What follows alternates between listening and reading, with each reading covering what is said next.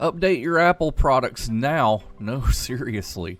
Your news update, and we talk pizza on this edition of State of the Bands Weekend starting right now. Hello and welcome to Arbitrage State of the Bands Weekend for August 20, 2022. I'm Joshua Stark. Apple disclosed serious security vulnerabilities for iPhones, iPads, and Macs that could potentially allow attackers to take complete control of these devices. Apple released 2 security reports about the issue on Wednesday, although they didn't receive wide attention outside of tech publications. Apple's explanation of the vulnerability means a hacker could get full admin access to the device. That would allow intruders to impersonate the device's owner and subsequently run any software in their name, said Rachel Toback, CEO of Social Proof Security.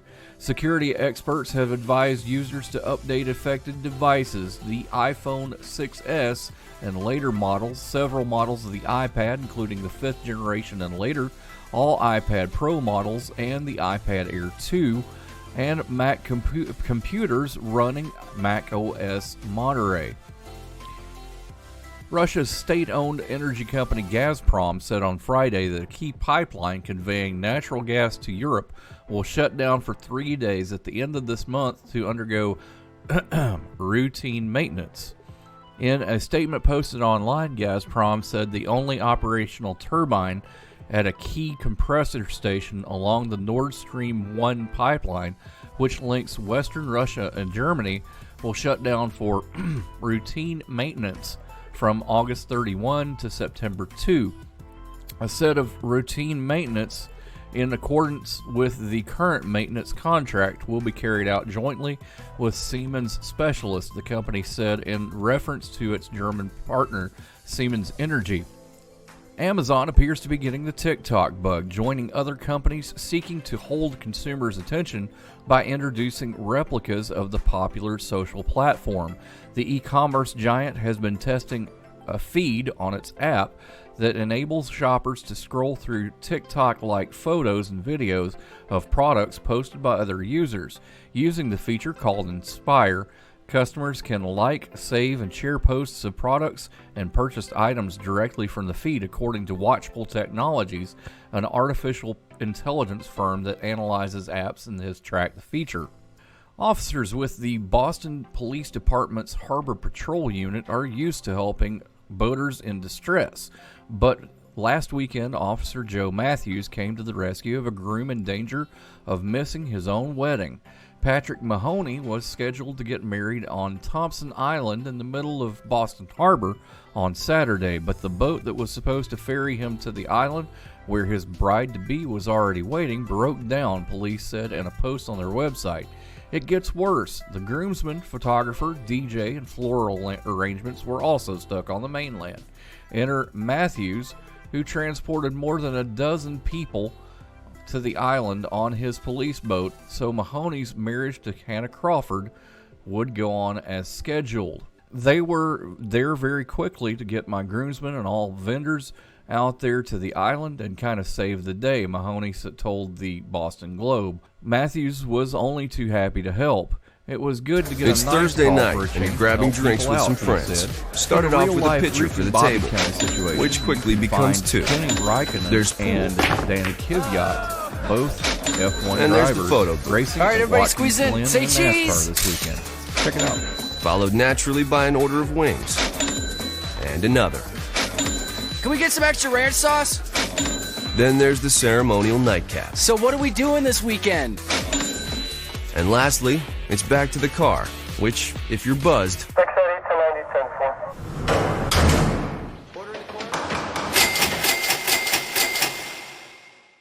could be the most expensive night of your life. Getting pulled over for buzz driving could cost you around $10,000 in fines, legal fees, and increased insurance rates. Nothing kills a buzz like getting pulled over for buzz driving, because buzz driving is drunk driving. Brought to you by the National Highway Traffic Safety Administration and the Ad Council. This week's State of the Bands blog includes more teachers, less IRS, please, the art of the layover, and Royce and I talk pizza. All this and more in this week's State of the Bands blog, available now at arbitragetrade.com. Now, let's go to the president and chief bottle washer of Arbitrage, Mr. Royce Wells, for more. Royce! How goes the world, Joshua? It is a world. Well, okay. Is it a hello world? It's a world in which we're losing teachers, but yet we're gaining 82,000 IRS agents. 80, only 82? What happened to the other 5,000? Is it 87? 87? I believe Maybe 87. All those memes me. Want me to believe it's 87,000. Excuse me, sir. I hopefully won't get an audit for that one. Yeah, those numbers were definitely off. You might want to check. Well, I never was good at math anyway. Which reminds me, Yeah. teachers, they're very important. Yeah, and there's a shortage of them. Why don't we treat them better, Royce? A lot of people don't teach because they want to. They teach because it's an easy barrier to entry. So, unfortunately, you get good teachers with bad teachers. Yeah, I get that. I was asked to teach at one point. Yeah, I can see that. Bad teacher. There we go. No, you're not a bad teacher.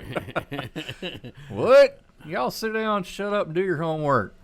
Well, that's one way to get them to I'm basically, Animal Farm. No, I was. What happened to Josh? Well, I was asked to be part of a STEM program in one of the nice. high schools that I used to deal with. I but used to do junior achievement and stuff like that. Woo. So yeah, But anyway. it was fun. Anyway. But finding good teachers and paying them what they're worth has been a problem since the 80s. paying them what they're worth, because it's not a 9-to-5 job. Oh, nowhere near. Nowhere near. I mean, you've got to find somebody who's willing to work prior to, during, and after school hours that never stops, and you have tons of bosses. Oh, yeah. Parents. Parents. Boy. And in private school, a lot of the parents in private school are pretty cheeky. They're like, we're paying your salary. I'm like, public school. And basically, you have to make my child do this or do that. So, yeah, there are definitely hurdles and obstacles to being a good teacher and being non-biased towards students and getting what you think you're worth, as well as all the extra hours. Right. Extra hours. So the average teacher salary in the United States in 2020, it was $61,730. Now around here, That's I would decent pay. minus that 20 grand. Ouch, that is not good pay. Isn't that horrible? That is terrible pay. That would be in the Mid-South area, maybe different in your area, plus or minus $10,000 we're looking at there. But they're looking for new teachers. Military veterans are looking for. They're looking at military veterans as teachers. Oh yeah, very disciplined. So states are giving financial. They actually getting financial bonuses. Yeah, and incentives. If very public nice. school teachers in Idaho stay in place or close to retirement, they're getting a $50,000 bonus to do so. Oh wow, that is a nice bump. A good start towards retirement or investing and saving. So invest with Arbitrage. Absolutely. There we go. At arbitragetrade.com and .org, you can find free seminars and things like that. Bet you didn't think we'd turn that into an ad. Well, hey, our investment club's pretty good. So there we go. Hi, we're the Goo Goo Dolls. We're fortunate that we can give our daughters everything they need to grow and learn. But not every child can focus on classes and play dates. Nearly 13 million kids in the U.S. face hunger. That's 1 in 6. School lunch might be their only meal each day, and it's heartbreaking to imagine any child going to bed hungry. We're dreaming of a perfect day when kids can smile, play, and just be kids without worrying about where their next meal will come from. Feeding America is working to make that perfect day a reality. Each year, the Feeding America network of food banks rescues billions of pounds of good food that would have gone to waste. That food is given to families and children in need. Being a kid should be about doing things that make an ordinary day extraordinary. Learning to play an instrument, building a sandcastle, hosting tea parties. Hunger should never be an obstacle to growing up. You can help end childhood hunger in your community by visiting feedingamerica.org. Brought to you by Feeding America and the Ad Council. Starbucks is asking the National Labor Relations Board to temporarily suspend all union elections at its U.S. stores after a career employee with the Labor Board told the company of alleged improper coordination between regional NLRB officials and the union. In a letter sent Monday to the NLRB, Starbucks said the employee informed the company about numerous issues in the NLRB's St. Louis office while it was overseeing a union election at a Starbucks store in Overland Park, Kansas earlier this spring.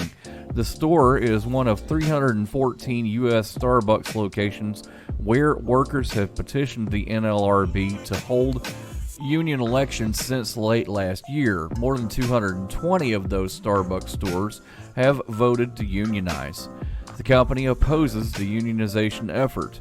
The Seattle coffee giant alleges that St. Louis regional officials made special arrangements for pro-union workers to vote in person at its office when they didn't receive mail-in ballots, even though Starbucks and the union had agreed that the store elections would be handled by mail-in ballot. Starbucks said regional officials also disclosed confidential information to the union, including which workers' ballots had arrived in the mail to be counted. Starbucks Workers United, the group seeking to unionize U.S. Starbucks stores, accused the company of trying to distract attention away from their unprecedented anti-union campaign, including firing over 75 union leaders across the country while simultaneously trying to halt all union elections. Workers have spoken loud and clear by winning 82% of union elections, the group said in a statement. Ultimately, this is Starbucks' latest attempt to manipulate the legal process for their own means and protect workers from exercising their fundamental right to organize. NLRB Press Secretary Kayla Blado said Monday that the agency doesn't comment on open cases. The agency has well-established processes to raise challenges regarding the handling of both election matters and unfair labor practice cases. These challenges should be raised in filings specific to the particular matters in question, Blado said in a statement. Workers at the Overland Park store petitioned the NLRB to hold a vote in February. In April, workers voted 6-1 to unionize, but 7 additional ballots were the subject of challenges from Starbucks or the union. A hearing on those challenges is scheduled for Tuesday. Starbucks has asked hearing to be delayed. Blado said the NLRB will carefully and objectively consider all challenges that Starbucks raises through established channels. Starbucks can also seek expedited review in the case, Blado said. Starbucks said that there is at least evidence of misconduct in other regions as well.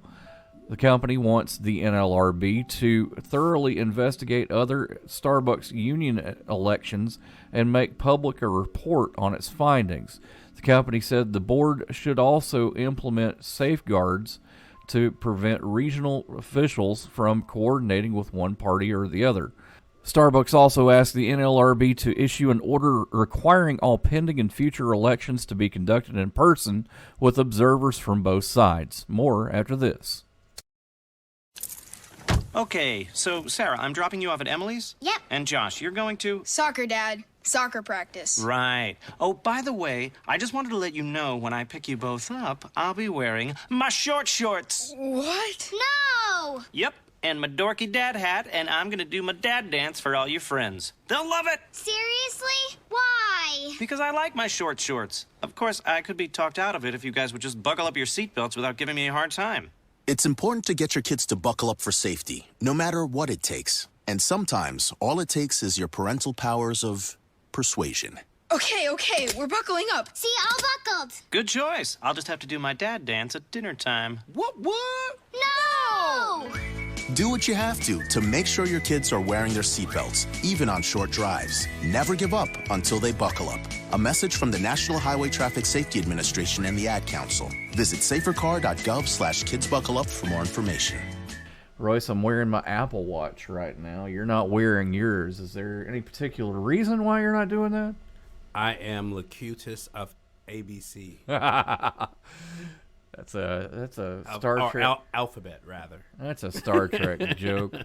Well, anywhere from our fitness trackers to the smart home appliances, refrigerators have screens now. Yeah, Internet of Things are trying to take over. Called everything. the Internet of Things. And Internet of Things, it collects data on you, right? Oh, yeah. They're getting all kinds of information. Now, you said, sure, we'll let you in our house and tell you what's the temperature. The temperature right now is 72 degrees. Yeah. And we're listening to everything else you're doing, too. Right? So we've got a lot of that data collection, websites, Facebook. Yeah. Instagram, any kind of social media. I wonder how well this will work. Alexa, turn off the TV. You can thank me later. You demon, you. Hey, it was worth a shot. See, the bad part about it is that I used to have my Echo right by my TV, and I learned that was a bad thing to do. So you're welcome. Anytime, sir. Anytime. Thanks a lot for that. But what's the FTC doing with the data? Are they going to allow them to keep taking our data or giving our data or whatever we want? Well, it is voluntary. You did sign a contract saying that they could listen. Yeah, but, if you think about it, if you really think about it, nobody looks at those contracts. Nobody looks at terms of service. Nobody looks at user agreements. What, you mean people blindly sign contracts not knowing or not caring? They just want the thing? That never happens. Oh, yeah, that happens all the time. And companies are taking that data and they're profiting off of it.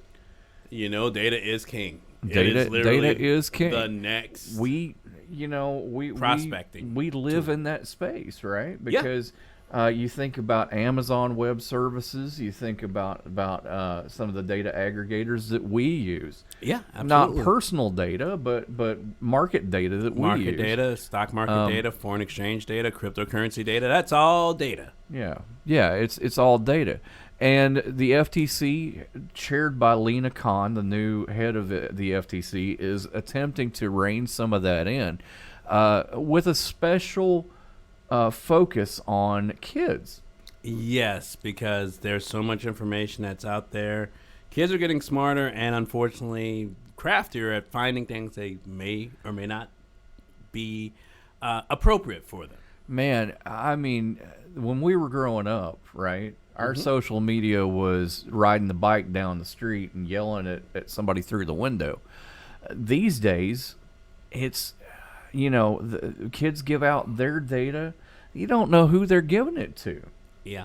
I was actually surprised to see my 15-month-old watching Bluey on my wife's phone. I'm like, how did you get into this? So, yeah, they're getting smarter faster. Somewhat awesome, but tiny human, Yeah, absolutely. We want her to stay tiny as long as she can, so. But she clicked the Disney Plus and clicked Bluey, and there she was. Right. So the FTC is pursuing some things. Social media is catching up, but probably not too fast. We'll definitely be keeping an eye on this with Arbitrage News and your news updates. So keep it locked right here with your podcasts, all right? More after this. No word in the English language is less convincing than probably. Are you sure we should get matching tattoos on our first date? Sure. We'll probably stay together. Probably? It's been 23 minutes since I ate. I can probably swim. You should wait 30 minutes. Okay, now tell me what to do. Cannonball! Cramp! Oh, I have a cramp. I can probably hit the green from here. Probably. Can I get a mulligan? Ready to go? Hey, are you sure you're okay to drive? Yeah, I'm pretty sober. Yeah, I'm probably okay. Probably okay isn't okay, especially when it comes to drinking and driving. If you're drinking, call a cab, a car, or a friend. Buzzed driving is drunk driving. A message brought to you by NHTSA and the Ad Council. Some airports make a long layover more appealing than others. For example, you can gladly spend hours at the Korean spa inside Seoul's Incheon International Airport. But for the most part, airports can be expensive and uncomfortable, particularly in this era of unpredictable flight schedules and understaffed food courts. Escaping the building may be the best use of your idle time. You could go small, like ditching Los Angeles International Airport to get tacos in Inglewood, or have a distilled vacation like a 26-hour layover used to explore Istanbul on the way back from Africa. But pulling off a successful layover takes some planning. Whether you're facing a lengthy delay or a canceled flight, or you already have a long layover in your itinerary, here's some tips for making the most of your time. For Jeff Jenkins, the travel expert and content creator behind Chubby Diaries, if he's stopped somewhere interesting and has at least 4 hours to spare, I'm definitely going. I have to go and experience it. Before you leave the airport, however, be sure you have enough time to get back, pass through security, and make it to your gate for boarding. Calculate how long it'll take to get into the city center or special restaurant, beach, or whatever other tourist attraction you'd like to see between flights, along with how long it should take to get back and how long you need for check-in and security. That last part will vary depending on the airport, whether you're flying domestic or international, and if you have to check a bag. Then leave room for hurdles. Build in enough time in case there are long lines at bag check or security, said Scott's Cheap Flights founder Scott Keys, adding that it's also wise to see how long it takes to get into your gate. Whether it might take 5 to 10 minutes at most airports, it could be up to 30. Better yet, organize a day-long layover. You can also plan your travel with a leisurely layover to enjoy a micro trip. When planning an Istanbul layover, for example, we referred to the Scott's Cheap Flights blog, which recommended that travelers have at least 8 hours between flights to leave the airport. The original itinerary gave us 7, so switching to a later flight gave us about 26 hours to play with. Instead of looking for round-trip tickets, Austin Groff, author of By the Way's local guide to Washington, D.C., shops for airfare using the multi-city option to find what he calls long, short layovers of at least 12 hours. The airline you're flying may also offer a stopover program that makes it easy to add a layover to your travel plans, sometimes even at a discounted price. Iceland Air, Play Airlines, Turkish Airlines, TAP Air Portugal, and Emirates are some of the most notable. Jenkins took a subsidized 14-hour layover in Doha through Qatar Airlines that included a free hotel room. He had a chance to explore the capital city, go to museums, and see local traditions like people breaking the fast during Ramadan. Make a map of options, but set priorities. The best way to have a terrible layover is to try to do too much. Don't cram your small window scrambling to see every attraction in town. Instead, pick a goal or two and leave yourself room to wander. For more efficient exploring, save points of interest in a Google Maps list. Plot your layover by using the By the Way guide plus trips from friends or guides. Once you get into the city, however, you should see what's most convenient to visit during your time frame. Whatever you do, be safe, and we'll see you in a few minutes. Why was the basketball court all wet? Because the players kept dribbling on it. The dad joke. Corny, groan-worthy, but also one of the simplest ways to share a moment with your kids. What did the buffalo say when he dropped his son off for school? Bye, son. So take a moment to make your kid laugh, because dad jokes rule. Make your kid laugh today. Go to fatherhood.gov. Brought to you by the U.S. Department of Health and Human Services and the Ad Council. Adopt US Kids presents What to Expect When You're Expecting a Teenager. Learning the lingo. Jelly. Jelly adjective. Jelly is a shorter, better way to say jealous. As in, Chloe, I am like so jelly of your unicorn phone case. You don't have to speak teen to be a perfect parent. Thousands of teens in foster care will love you just the same. Visit adoptuskids.org. Brought to you by the U.S. Department of Health and Human Services, Adopt US Kids, and the Ad Council.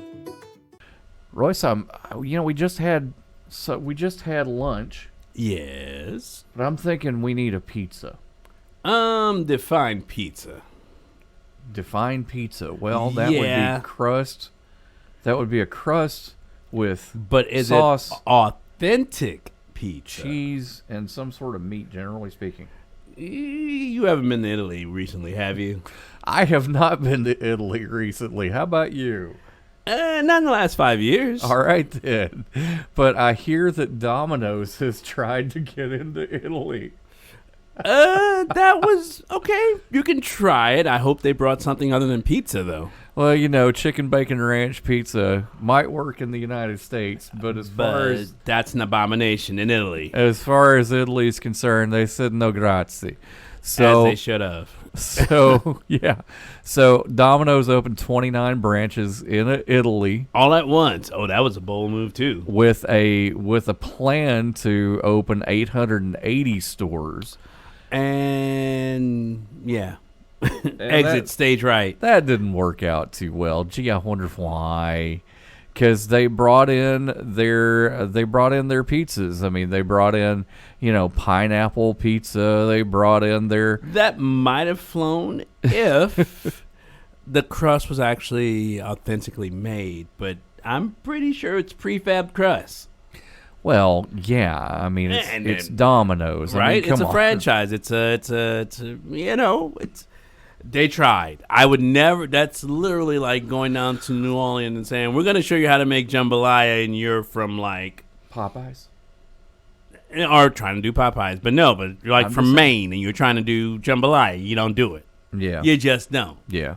You give them the lobster bisque, you don't try to mess with their crawfish, and you just don't do it. So they are pulling out of Italy, and unfortunately, their 13 remaining Domino's looks like you're going to be closing it down. They stopped offering delivery on the website July 29th, and Hey, if they tried. Yep. Like I said, if you come back with a authentic crust and an authentic sauce, or even I don't know, you have to mix it up. The marketing has to be, on point if you're going to Italy. No chicken bacon ranch? No chicken bacon ranch. I'm just saying. Speaking of corporate and machinations. No Sorry? And no buffet. Because I think Domino's does have the pizza buffet. No, not anymore. That's Pizza Hut. No, they have a buffet too. But did they? Yeah. I didn't even know they had sit-down restaurants.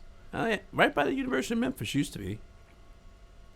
But, that's right, neither then. here nor there. Anyway, let's talk about corporate machinations of another kind. Papa John's is introducing a crustless pizza.